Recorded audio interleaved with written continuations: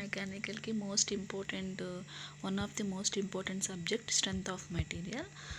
So as a civil engineer strength of material subject అనేది మనకి ఎందుకు యూజ్ అవుతుందో అసలు ఈ సబ్జెక్ట్లో ఫర్దర్గా మనం డిస్కస్ చేసుకుందాం ఇందులో topic wise. But strength of material మనం ఎందుకు చదువుకోవాలి? సో మెటీరియల్ యొక్క స్ట్రెంత్, మెటీరియల్ యొక్క ప్రాపర్టీని మనం అనాలిసిస్ అనేది చేసుకుంటాము స్ట్రెంత్ ఆఫ్ మెటీరియల్ సబ్జెక్ట్లో. సో ఫర్ ఎగ్జాంపుల్ మనకి బిల్డింగ్ కానీ ఒక మెటీరియల్ తీసుకుంటే ఆ మెటీరియల్ పైన బిఫోర్ అదే లోడ్ అప్లై చేసే ముందు, లోడ్ అప్లై చేసిన తర్వాత, లోడ్ రిమూవ్ చేసిన తర్వాత, అంటే before, during and removing, after. Load apply చేసే ముందు, లోడ్ అప్లై చేస్తున్నప్పుడు, లోడ్ రిమూవ్ చేసినప్పుడు ఒక మెటీరియల్ ప్రాపర్టీ అనేది డిఫరెంట్ వస్తుంది. సో మెటీరియల్ ప్రాపర్టీస్ అనేవి డిఫరెంట్, అంటే shape Avani what ever A properties అని డిఫరెన్సెస్ వస్తుంది, మన తేడా కనిపిస్తుంది. సో ఆ యొక్క ప్రాపర్టీస్ యొక్క డిఫరెన్సెస్, ఆ ప్రాపర్టీస్ మెటీరియల్ యొక్క ప్రాపర్టీస్నే మనం స్ట్రెంత్ ఆఫ్ మెటీరియల్ సబ్జెక్ట్లో నేర్చుకుంటాం. అసలు ఇంటర్నల్, ఎక్స్టర్నల్ ప్రాపర్టీస్, ఇంటర్నల్గా ఎక్స్టర్నల్గా వాటి యొక్క చేంజెస్ అనేవి సబ్జెక్ట్లో మనం చదువుకుంటాం. ఓకే, ఫస్ట్ అసలు స్ట్రెంత్ అంటే ఏంటి? Strength, what is strength? Resistance to failure, resistance to failure is called strength. అంటే ఒక మెటీరియల్ పైన లోడ్ అప్లై అయినప్పుడు సడన్గా అది ఫెయిల్ అవ్వకూడదు. సో ఏ లోడ్ అనేది బేర్ చేసుకుని ఆ ఫెయిల్యూర్ని రెసిస్ట్ చేసుకునే కెపాసిటీ ఉంటే స్ట్రెంత్. మనకి స్ట్రెంత్ ఉందంటాం. ఎప్పుడు మన స్ట్రెంత్ ఉందని మనం ఎప్పుడు ప్రూవ్ చేసుకుంటాం? మనకి ఎన్ని ప్రాబ్లమ్స్ వచ్చినా సరే మనం స్టేబుల్గా ఉంటే సో వీ హ్యావ్ స్ట్రెంత్, మనకి స్ట్రెంత్ ఉందని మనం చెప్పుకుంటాం. సో అలాగే మెటీరియల్ పైన లోడ్ అప్లై అయినప్పుడు ఆ లోడ్ని మెటీరియల్ అనేది బేర్ చేసుకునే కెపాసిటీ ఉండి ఫెయిల్ అవ్వకుండా ఉంటే దాన్ని స్ట్రెంత్ అంటాం. అంటే ఇక్కడ ఏం రెసిస్ట్ చేసుకుంటుంది? ఫెయిల్యూర్, రెసిస్టెన్స్ టు ఫెయిల్యూర్ని రెసిస్ట్ చేసుకుంటే దాన్ని స్ట్రెంత్ అంటాం.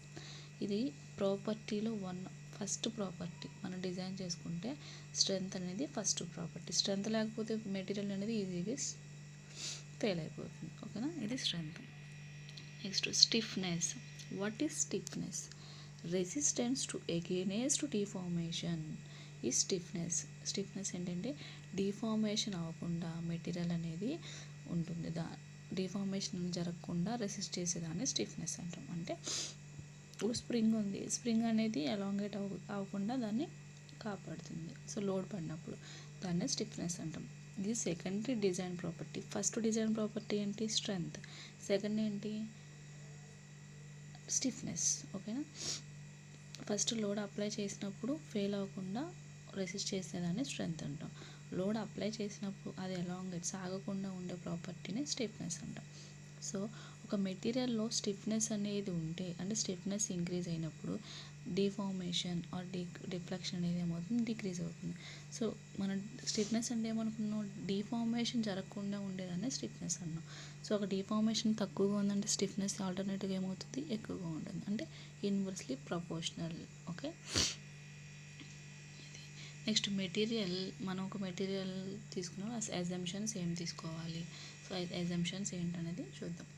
సో మెటీరియల్ ఎలా ఉండాలి? ఈజ్ కంటిన్యూస్గా ఉండాలి మెటీరియల్ అనేది. అంటే ఏంటంటే ఒక మెటీరియల్ ఎలాంటి క్రాక్స్ అనేది ఉండకూడదు. ఆ బాడీ, ఏదైనా బాడీ తీసుకున్న బాడీలో ఎలాంటి క్రాక్స్, వాయిడ్స్ అంటే స్పేసెస్ ఏమీ ఉండకూడదు. Next material is homogeneous and isotropic. రెండు ప్రాపర్టీస్ కలిగి ఉండాలి. Material is homogeneous and isotropic. What is homogeneous అంటే stress act at any point in one direction have same property. Homogeneous అంటే ఏంటంటే స్ట్రెస్ అనేది ఎక్కడైనా యాక్ట్ అవని, ఏ పాయింట్లో అయినా యాక్ట్ అవని, బట్ యాక్ట్ అయ్యే స్ట్రెస్ యొక్క డైరెక్షన్ అనేది సేమ్గా ఉండాలి, ప్రాపర్టీస్ సేమ్గా ఉండాలి. దాన్ని హోమోజీనియస్ అంటాం. సో ఎగ్జాంపుల్ వచ్చేసరికి wood, iron, gold. Wood, iron, gold అనేది హోమోజీనియస్ ప్రాపర్టీ కలిగి ఉంటాయి. Next isotropic. Isotropic means at one point in any direction have same property. ఇన్వర్స్గా ఉంటాయి, ఇవి రెండు ఆపోజిట్లో ఉంటాయి. స్ట్రెస్ ఎక్కడ యాక్ట్ అవ్వాలి? ఒక పాయింట్లో యాక్ట్ అవ్వాలి. సో ఏ డైరెక్షన్లో అయినా యాక్ట్ అవ్వచ్చు, బట్ ప్రాపర్టీస్ సేమ్గా ఉండాలి. హోమోజీనియస్ అంటే ఏంటి? స్ట్రెస్ ఎక్కడైనా యాక్ట్ అవ్వచ్చు, ఫోర్స్ ఆర్ ఎక్కడైనా యాక్ట్ అవ్వచ్చు, డైరెక్షన్ సేమ్ ఉండాలి. ఐసోట్రోపిక్ వచ్చేసి డైరెక్షన్ ఏమైనా అవ్వచ్చు, కానీ ఒక పాయింట్లో యాక్ట్ అవ్వాలి, దాన్ని ఐసోట్రోపిక్ అన్న. So example iron, gold, steel. Okay, next assumption, self weight neglected. Self weight ఏం చేయాలి ఇక్కడ, నెగ్లెక్ట్ చేసుకోవాలి. Next superposition principle is valid. ఏం వ్యాలిడ్ చేయాలి మెటీరియల్ అనేది, superposition principle is valid. అసలు what is superposition principle, let's see. Algebraic sum of various effects is equal to be total effects. అంటే మనకు డయాగ్రామ్లో చూస్తే, so simply supported beam మీద first అనేది ఒక పాయింట్ లోడ్ అనేది యాక్ట్ అయింది, next varying load, next moment. So ఈ 3 డిఫరెంట్ వేరియస్ ఎఫెక్ట్స్ అనేవి బీమ్ మీద యాక్ట్ అయినాయి. సో వీటి ఎలా ఈక్వల్ అవ్వాలి, sum of various effects is equal to total effect. ఈ 3ని మనకి టోటల్ ఎఫెక్ట్లో సమ్ చేయాలి. సో ఫైనల్ డయాగ్రామ్ ఈక్వల్ దేనికి చూడండి, 3 డయాగ్రామ్స్లో యాక్ట్ అయ్యే ఎఫెక్ట్స్ అనేవి సింగిల్ బీమ్ మీద యాక్ట్ అవుతుంది. ఓకే, ఇది superposition principle law. Next Saint Venant's principle is valid. అసలు what is Saint Venant's principle, sudden change in any parameters కాదు స్ట్రెస్ కాన్సన్ట్రేటర్స్. అంటే సడన్గా ఒక పారామీటర్లో చేంజ్ అనే రావడం వల్ల స్ట్రెస్ కాన్సన్ట్రేటర్స్ అనేవి వస్తాయి. ఓకే, అవి మెటీరియల్ మనం డిజైన్ చేసే ముందు అజ్యూమ్ చేసుకోవాల్సిన ప్రాపర్టీస్ అవి. ఫస్ట్ ప్రాపర్టీ ఏంటి, ఫస్ట్ వన్ మెటీరియల్స్ కంటిన్యూస్, అంటే మెటీరియల్ ఎలాంటి క్రాక్స్ వాయిడ్స్ అనేవి ఉండకూడదు. సెకండ్ హోమోజీనియస్ అండ్ ఐసోట్రోపిక్ ఉండాలి. Material have so homogeneous and isotropic. What is homogeneous, stress act at any point, direction is same, properties are same. Isotropic means act at one point, different directions, properties are same. Third, neglect cheyali. What aim neglect cheyali, self weight is neglected. Fourth one, superposition principle is valid. Next Saint Venant's principle is valid. ఇవన్నీ assume చేసుకోవాలి మనం before design చేసుకునే ముందు. Next concept అయితే stress. What is stress, stress means, stress అంటే ఏంటి అందరికీ తెలుసు, లోడ్ పర్ ఏరియా అని మనకు తెలిసింది. అసలు స్ట్రెస్ అనేది లోడ్ ఎలా యాక్ట్ అవ్వడం వల్ల అసలు ఎలా ఏంటనేది చూద్దాం. Stress, the internal resistance developed against deformation per unit area.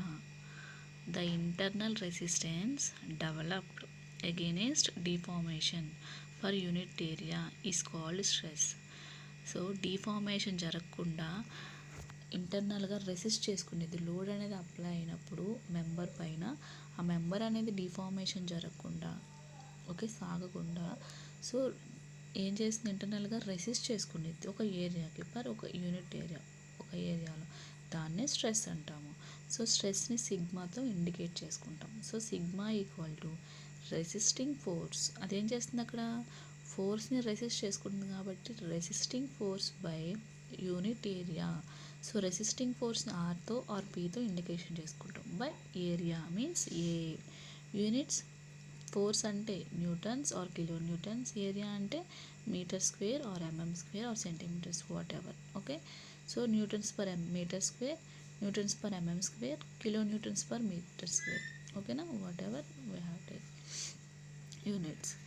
Next so stress అంటే తెలుసుకున్నాం. స్ట్రెస్ అంటే ఏంటి, resisting force against deformation per unit area. So classification of stresses. So స్ట్రెసెస్లో కూడా క్లాసిఫికేషన్స్ ఉన్నాయి. One is normal stress and shear stress. స్ట్రెస్లో how many types, 2 types. One is normal and shear stress.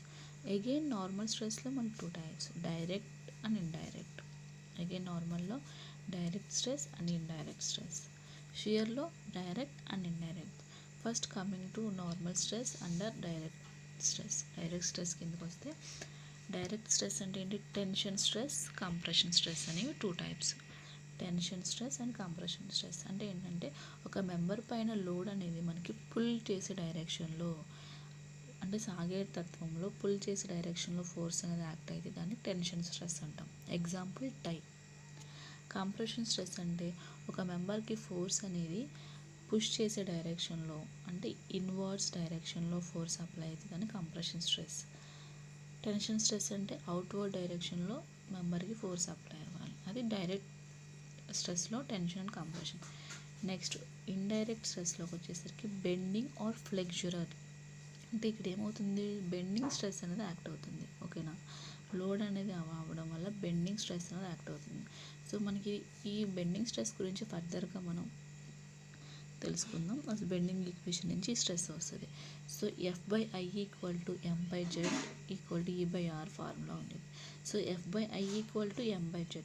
F = M/Y × I. So I/Y అని మనకు తెలిసిన formula ఏంటి, Z section modulus. F = M/Z.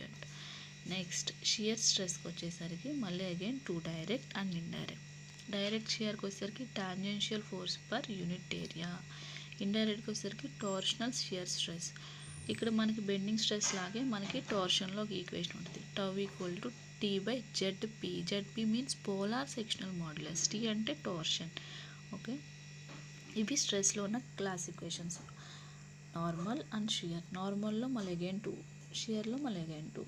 Okay, next what is strain.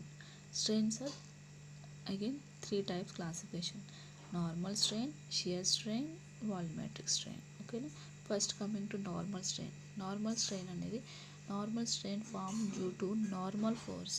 అంటే strain అంటే elongation అవ్వడం. So అంటే ఒక లెంత్లో చేంజెస్ అనేది రావడం. సో నార్మల్ స్ట్రెయిన్ ఎలా ఫామ్ అవుతుంది, నార్మల్ స్ట్రెస్ యాక్ట్ అవ్వడం వల్ల నార్మల్ స్ట్రెయిన్ అనేది ఫామ్ అవుతుంది. సో ఈతో ఇండికేషన్ చేసుకుంటాం. The ratio of change in dimensions to the original dimensions. So పైన డైమెన్షన్స్, కింద డైమెన్షన్ లెంత్ సో క్యాన్సిల్ అవుతుంది, యూనిట్స్ అనేవి ఉండవు.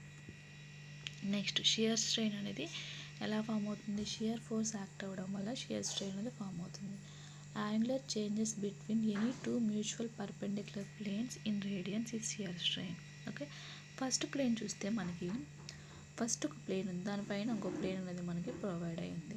సో వాటి మధ్య యాంగిల్స్ అనేవి θ అంటే θ1 + θ2. నెక్స్ట్ ప్లేన్లో ఓన్లీ θ1 యాంగిల్స్లో చేంజ్ వచ్చింది, θ2కి ఎలాంటి చేంజ్ లేదు, 0. సో θ1 = θ1 + 0. ఓకే, అది షియర్ స్ట్రెయిన్. వాల్యూమెట్రిక్ స్ట్రెయిన్ అనేది నార్మల్ ఫోర్స్ వల్లనే యాక్ట్ అవుతుంది, but change in volume by original volume. ఓకేనా, volumetric strain means change in volume by original volume. దానికి కూడా యూనిట్స్ అనేవి ఉంటాయి. Next most important topic material properties. Material properties. Elasticity. One is elasticity. What is elasticity? Ability to regain shape on removal of external force. Ability to regain shape on removal of external force. మనం ఒక member పైన force apply అయినప్పుడు so ఆ member యొక్క షేప్లో కొంత changes వస్తాయి. వచ్చిన తర్వాత మనం లోడ్ అనేది ఆ ఫోర్స్ అనేది రిమూవ్ చేశాక చేంజెస్ వచ్చిన మెంబర్లో మళ్ళీ ఒరిజినల్ షేప్ అనేది మనకి అక్కడ విజిబుల్ అయితే, అంటే దాని యొక్క షేప్ అనేది రీగెయిన్ చేసుకుంటే దాన్ని ఎలాస్టిసిటీ అంటాం. దాన్ని ఎలాస్టిసిటీ అంటే ఫర్ ఎగ్జాంపుల్ స్పాంజ్ తీసుకుందాం. స్పాంజ్ పైన మనం లోడ్ అనేది అప్లై చేస్తాం, ఏమవుతుంది, స్పాంజ్ అనేది సమ్ బెండింగ్ అవుతుంది, డిఫామ్ అవుతుంది. సో ఆఫ్టర్ మనం ఆ లోడ్ అనేది రిమూవ్ చేసే స్పాంజ్ ఏమవుతుంది, ఒరిజినల్ పొజిషన్కి వచ్చేస్తుంది. So that is called elasticity. Rubber ఏమైనా తీసుకోవచ్చు. Next plasticity. Member under goes permanent deformation at constant load. Member ఏమంటే పర్మనెంట్ డిఫార్మేషన్. ఇప్పుడు ఎగ్జాంపుల్ చెప్పుకున్నాం, లోడ్ అప్లై చేసిన తర్వాత లోడ్ రిమూవ్ అప్లై చేసినప్పుడు చేంజెస్ వస్తాయి. సో లోడ్ రిమూవ్ అయిన తర్వాత ఆ షేప్ని రీగెయిన్ చేసుకుంటే ఎలాస్టిసిటీ అంటాం. సో మన లోడ్ అప్లై చేసిన తర్వాత వచ్చే చేంజెస్ అనేవి మన లోడ్ రిమూవ్ చేశాక రీగెయిన్ చేసుకోకపోతే దాన్ని ప్లాస్టిసిటీ అంటాం. Next ductility. Material can be made into thin wires. Ductility ఏంటంటే థిన్ వైర్స్తో మెటీరియల్స్ అనేవి మనం ప్రిపేర్ చేసుకుంటాం, దాన్ని డక్టిలిటీ అంటాం. So example gold, steel, mild steel, aluminium, copper, silver. Ductility మెటీరియల్కి ఒక ఫ్యాక్టర్ ఆఫ్ సేఫ్టీ మనం ఎలా తీసుకుంటామంటే yield stress by working stress అనుకుంటాం. డక్టిలిటీకి yield stress by working stress. So ductility అనగానే మనకు గుర్తు రావాల్సింది టెన్షన్. సో డక్టిలిటీ మెటీరియల్స్ అనేవి టెన్షన్లో స్ట్రాంగ్గా ఉంటాయి, షియర్లో వీక్గా ఉంటాయి, కంప్రెషన్లో మోడరేట్గా ఉంటాయి. డక్టిలిటీ అనగానే మనకు గుర్తు రావాల్సింది టెన్షన్. సో ఈల్డ్ స్ట్రెస్ అనేది టెన్షన్లోనే ఉంటుంది, స్టీల్కే ఉండేది కాబట్టి అలా గుర్తుపెట్టుకోండి. Factor of safety equal to yield stress by working stress. Next malleability. Material can be drawn into thin sheet. Ductility ఏంటి? Thin wires. మలయబిలిటీ ఏంటంటే థిన్ షీట్స్. గుర్తుపెట్టుకోవాలి differences. Ductility means thin wires, malleability means thin sheets.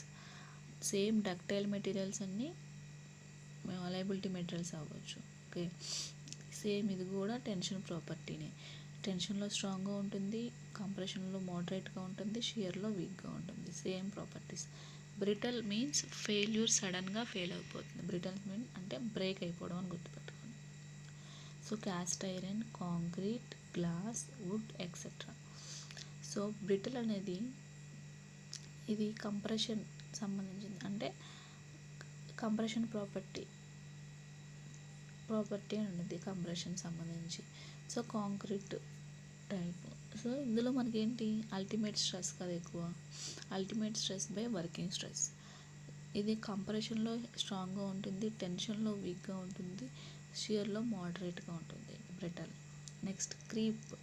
Permanent deformation due to constant load with time. అంటే ఒక టైంలో కాన్స్టెంట్గా load apply చేసినప్పుడు deformation అనేది పర్మనెంట్గా జరుగుతుంది, దాన్ని క్రీప్ అంట.